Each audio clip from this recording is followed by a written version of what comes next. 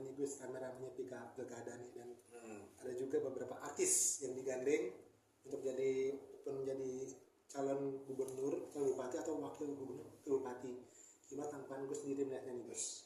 Iya, jadi terima kasih kepada teman-teman. Memang sekarang ini kan era demokrasi ini betul-betul kerannya dibuka. Putusan MK termasuk yang teman-teman mahasiswa demo itu kan yang asalnya 20% itu dipermudah menjadi 7,5%. Jadi banyak partai yang akhirnya bisa memberangkatkan calon bupati maupun calon gubernur, termasuk PDIP. Kemarin kalau putusan MK itu suaranya tidak dikurangi menjadi 7,5%, PDIP tidak bisa memberangkatkan calonnya di DKI Jakarta. Dan ini adalah momentum yang sangat bagus. Terus kemudian dimanfaatkan oleh partai untuk mencari sosok orang yang punya popularitas. Nah, memang artis itu popularitasnya memang tinggi.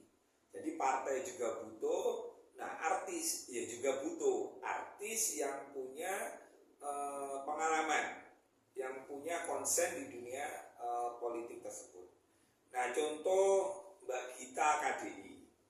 Ya, saya juga kaget ya kalau Gita KDI sih beliau memang pernah menjadi anggota DPR RI saat itu. Jadi pengalamannya sangat mumpuni di bidang politik. Jadi tidak hanya bermodal artis, dan dia punya suara yang sangat bagus, terus tidak punya cacat sama sekali di masyarakat, sehingga peluang keterpilihan seorang artis itu akan menjadi terbuka lebar. Sudah integritasnya bagus, ditambah popularitas, tinggal isi tasnya ini. Jadi politik itu membutuhkan integritas, popularitas, dan isi tas. Isi tas sangat penting ya, karena untuk biaya kampanye, bayar saksi, terus kemudian beli bendera partai, beli ATK, terus kemudian sosialisasi ketemu masyarakat, ini kan membutuhkan isi tas tadi itu. Gitu. Jadi selama artis tersebut punya pengalaman, punya background yang bagus, fan-fan aja, nggak ada masalah. Dan Mbak Gita KDI itu termasuk perempuan tangguh ya, menurut saya tangguh banget. Karena apa? Ada sih ujian. Kalau saya baca profilnya kan, beliau sampai detik ini kan masih janda ya. Jadi ya pas, jadi dia fokus keliling kemana sudah tidak ada izin suami, karena memang nggak punya suami. Tapi Mbak Gita KDI keren deh. Dan dia satu-satunya perempuan, kan ada 4 nih Pilgub Jawa Barat itu. Ada Kang Deddy Mulyadi, saya kenal baik dengan Kang Deddy Mulyadi. Terus kemudian ada Pak Ono Surono ya. Bukan ya? Bukan. Itu siapa itu? Odita siapa itu yang dari PDIP. Terus kemudian ada Pak Saehu dari PKS. Kemudian ada Kiai Haji Aceh dan Mbak Gita KDI. Memang warga Nahdliyin kayaknya lebih sreg, lebih condong memilih Mbak Gita KDI ini ya Nahdliyin ya, karena satu-satunya Nahdliyin kayaknya Yai Haji Aceh itu sama Mbak Gita KDI, dan diberangkatkan dari Partai Kebangkitan Bangsa. Ya, prospeknya seperti apa Gus? Kan memang Mbak Gita sudah berkiprah di DPR, memang tahu permasalahan masyarakat. Kira-kira di Jawa Barat Mbak Gita nih fokus concernnya ke mana skala ini? Iya, tentu ya, pemilih atau penduduk di Indonesia ini kan lebih banyak perempuannya, dan Jawa Barat itu penduduk terpadat. Di seluruh Indonesia, provinsi paling banyak jumlah pemilihnya di Jawa Barat, dan di situ banyak perempuan. Nah, ini diuntungkan PKB ini dengan munculnya Mbak Gita KDI cerdas itu Caimin itu. Karena calon lain kan laki-laki nih. Nah, berarti PKB ini betul-betul betul-betul yang di dalam politik itu kan kuota perempuan itu harus diberi ruang yang sama. Nah, PKB mempraktekkan itu. Jadi di saat partai lain ngusung laki-laki semua, PKB merekom sosok perempuan menjadi wakil gubernur namanya Gita KDI. Nah, konsepnya harus seperti apa Mbak Gita KDI? Ya itu aja, 4 itu pegangannya. Apa 4? Seorang pemimpin itu harus memiliki 4 kriteria. Ya kalau bisa ada sidik, ya jujur, kemudian fatona, kemudian amanah. Sidik, fatona, amanah, ada 4 pokoknya. Apa ya satu? Apa? Tableh itu ngomong itu enak didengarkan, tidak hanya tutur kata tapi zon. Jadi tidak hanya pandai merangkai kata, tapi rangkaian kata itu harus betul-betul diimplementasikan dan dipraktekkan ketika nanti terpilih menjadi pemimpin di Jawa Barat. Nah, gitu. Terus apakah sebuah nama ketenaran itu sangat pengaruh dalam sebuah pilkada gitu kok? Sangat. Jadi tenar itu sangat penting dalam dunia politik. Tetapi tenar ini terkenal ya, itu harus terkenal apa? Terkenal jelek apa terkenal baik? Kan gitu. Kalau terkenal baik misalnya, sosok itu suaranya bagus. Sosok itu perempuan yang punya sifat keibuan.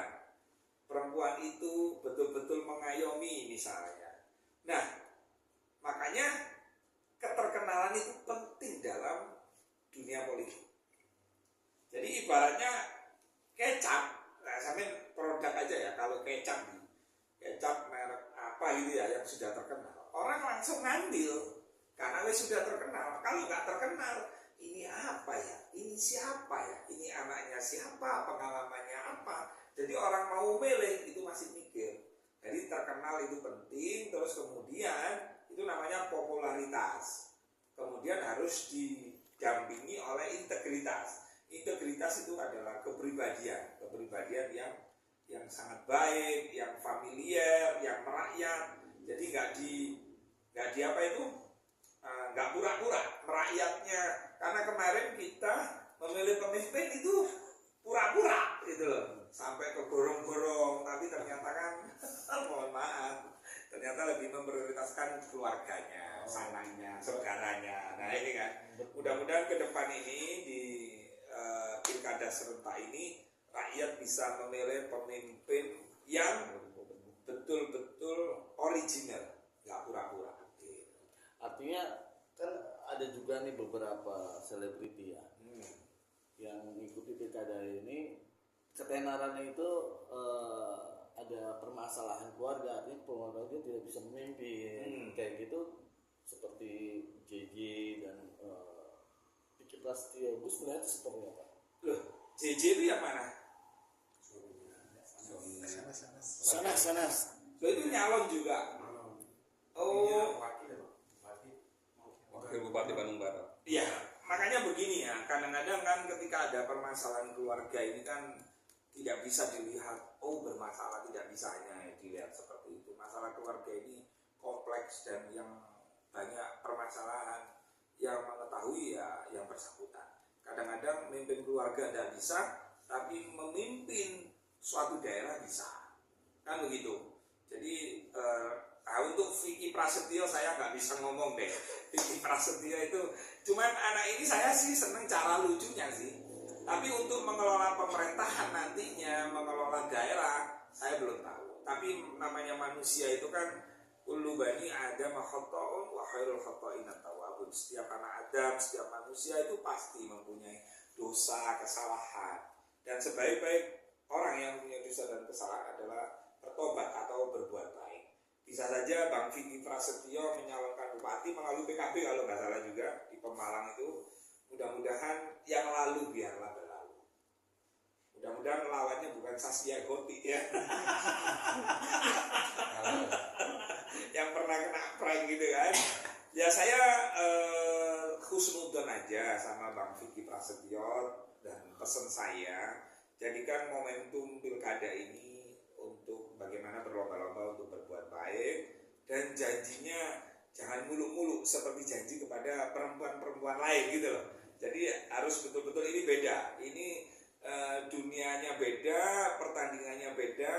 Jangan sampai nanti menimbulkan masalah baru dengan janji-janji yang saya kira teman-teman sudah tahu. Saya percaya Vicky Prasetyo insya Allah mau berubah dan berubah, gunakan momentum pilkada ini bisa berubah tergantung circle itu pergaulannya.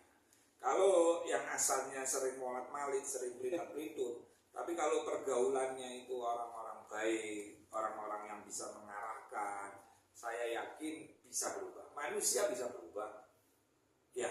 Selama masih bentuknya manusia, masih bisa berubah asal manusia itu yang punya keinginan untuk merubahnya. Innallaha la yughayyiru ma biqaumin hatta yughayyiru ma bi anfusihim. Allah tidak akan merubah nasibnya Cak Ali, nasibnya Kang Abud kalau Cak Ali dan Cak Abud ini nggak merubahnya gitu loh. Jadi perubahan itu harus dimulai dari diri kita sendiri, ya. Tambahan? Oke, terus kembali ke tadi sedikit Mbak Gita. kita ya, dia kan satu-satunya perempuan dari kompetisi kompetisinya. Itu kalau Gus sendiri melihat kansnya berapa besar untuk bisa? Menurut saya makanya gini kan, partai ini betapa seriusnya menggerakkan mesin partainya.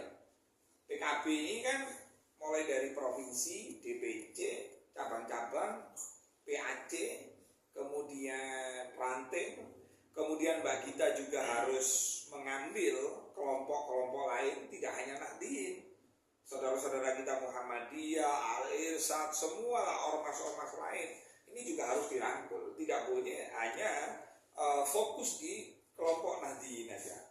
Jadi kansnya akan lebih besar karena dia satu-satunya perempuan. Tinggal tagline-nya, jargonnya, terus kemudian seberapa kuat keliling di berbagai macam daerah, karena Jawa Barat ini sangat luas sekali.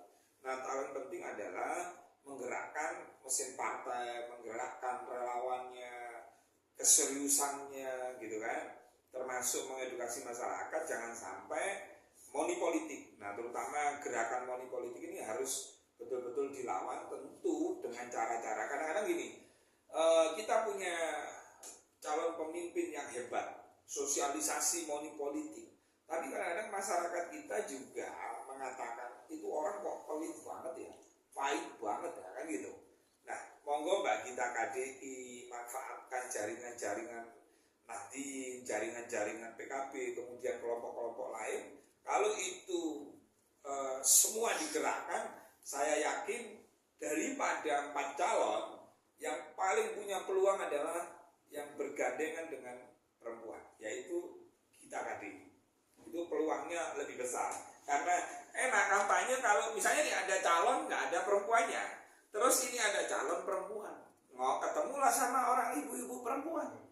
Bagaimana kita menghargai perempuan kalau perempuan tidak diberi kesempatan? Nah, kami dari PKB memberikan ruang, tempat, waktu untuk Mbak Gita KDI sebagai seorang perempuan yang mewakili ibu-ibu semua. Itu enak, cara kampanyenya itu enak kalau ada pasangan laki dan perempuan.